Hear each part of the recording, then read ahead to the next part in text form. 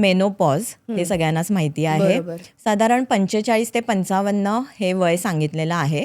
आता काही महिलांना लाईफस्टाईलमुळे थोडंसं अर्ली मेनोपॉज सुद्धा होतोय. बरोबर. तर जे हे मासिक पाळीचं चक्र आहे, स्त्रीच्या शरीरामध्ये एक नैसर्गिक टप्पा आहे जेव्हा हे मासिक पाळीचं चक्र थांबतं. तर ते कसं थांबतं, तर एक 12 महिने कॉन्झिक्युटिव्ह मंथ्स जर पाळी आली नाही तर मग आपण समजतो की हा मेनोपॉज झालेला आहे, वय साधारण 45 ते 55च्या मध्ये.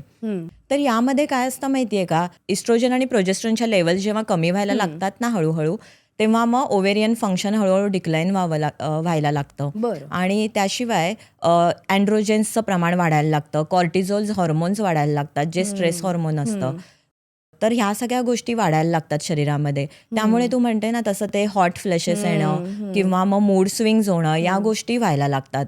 तर ह्याच्यावरती उपाय म्हणजे जेव्हा स्त्रीचं वय साधारण 35 असतं किंवा 40 असतं, त्याच्या आधीच त्यांनी व्यवस्थित प्राणायाम, योगा किंवा आयुर्वेदिक वैद्यांच्या सल्ल्याने काही औषधं आहेत जे नॅचरल फायटो इस्ट्रोजेन, म्हणजे not oestrogen but phyto oestrogen, जे वनस्पतींमध्ये अवेलेबल आहेत, या गोष्टी त्या आधीच चालू करू शकतात. बरोबर.